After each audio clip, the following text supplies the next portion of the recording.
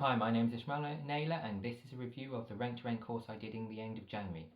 Now it's not going to be too in-depth review because it was about a month ago I did this course and it's been a while so I don't remember the exact details. Now on the first day what we did is we went through what rank-to-ranks are and the advantages and disadvantages of various types of rank-to-rank. Now obviously there's high-risk rank-to-rank which is rank to SA, and there's a lower risk rank-to-rank which is rank-to-rank HMOs. Now, there's obviously pros and cons to each one. So you've got your pros of SAs, which is possible if you get it right, you'll get very high returns in very short time. But it's also the biggest con is it's not reliable. You cannot guarantee bookings. Whereas with rank-to-rank HMOs, you've got the advantage of tenants which will stay longer. So once you get tenants, you're unlikely to need to change them. There's longer term tenants, so if you get the right tenants, you're more likely to have it looked after. And you've also got the advantage of obviously knowing that you're not going to have so many big voids, but your profits margins are generally lower. So after we found out all the pros and cons, those are the biggest ones, then we went through and found out how what you need to be compliant to do rank-to-ranks. So you need the standard things, same as deal sourcing. You need your anti-money laundering, you need your ICO or data protection, you need your insurances, your public liability and public indemnity insurance, you need your client money protection, which you also not only need that, but you need client money protection insurance, and you also need your property redress scheme, and obviously a company.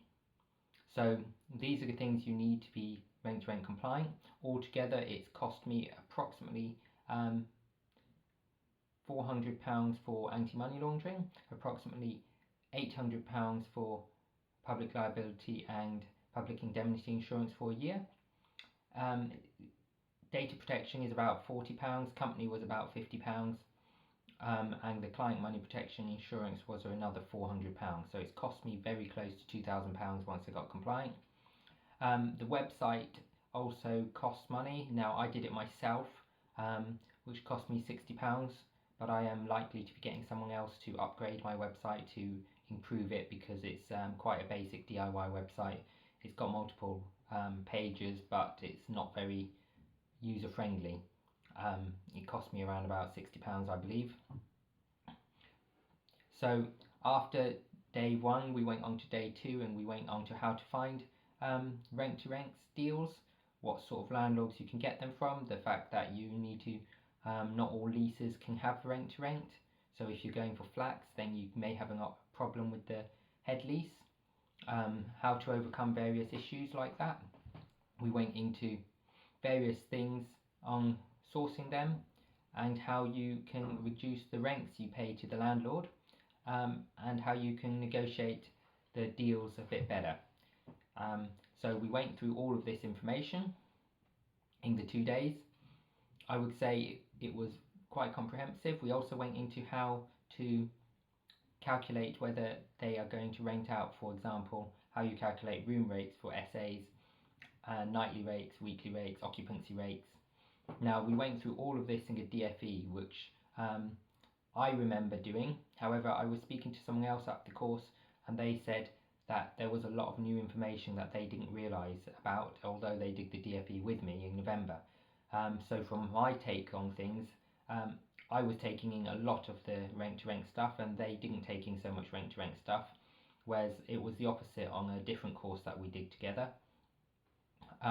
So if you've done the DFE and you're looking to do rank-to-ranks, I don't think there's much you will learn from this particular course.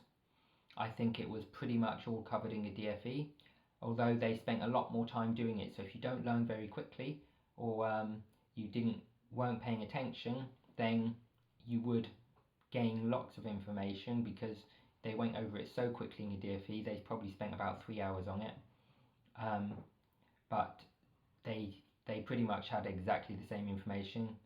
It was just there was maybe a couple of things like channel managers. We got a channel manager to come into the event, Avivo, They actually came on site and spoke to us, explained what they do, how they do it, and why we should use them. Other than that, there wasn't a huge amount of difference to what the content was on the DFE, as obviously the sourcing of properties is very similar for sourcing any property.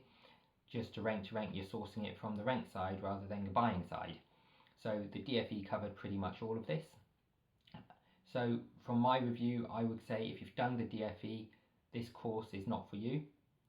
If you haven't done the DFE, there was so much information on it that you should definitely attend this course if you're trying to do rent-to-rents. It helps you to understand what landlords want, why they want it, how you negotiate deals, and some of the objections that they may come across, and how to turn those objections into, well, how to overcome objections, because the objections are generally simple things like, how can we ensure that you're going to guarantee it? Are you a new business? How can we ensure that your business is going to keep running? How can we ensure you're going to pay us rent? And these are the basic objections, which are pretty obvious how to overcome. But the more complicated objections, which I do not have a list at the moment with me, were a bit more complicated to overcome. And negotiating, for example, no deposit rents, they went through that. So if you are currently sourcing properties which are rent to rent and you're paying a deposit, then you're doing it all wrong. You should not be paying a deposit on your rent to rent deals. There should be no deposit rents. In most cases, they reckon that they have sourced properties with not only no deposit, but also the first few weeks rent free, which is not what I've seen a lot of sources posting online there, where they're saying, well, the deposit to your landlord is £1,000, and then you've got another, then not only do you have a deposit, but you've got to pay the rents up front and all the rest of it. So there's a lot of things which they went over which would help you source a rent-to-rent deal without paying a deposit, so your money in is a lot less, therefore your return will be a lot higher. So they went over all this information. So if you I think that if you want to do rent-to-rents, it's a very good course to do. If you've done the DFE like I have mentioned, then don't go on this course. If you like my video, please smash the subscribe button, hit the bell notification icon to get notified of my next video, and comment below to let me know what you think about my video or my journey, or if you have any questions on rent-to-rent, I'll make a video on that in due course. Also in the description below, you'll see a link to my website where you can get up-to-date information on the latest deals which are on the market.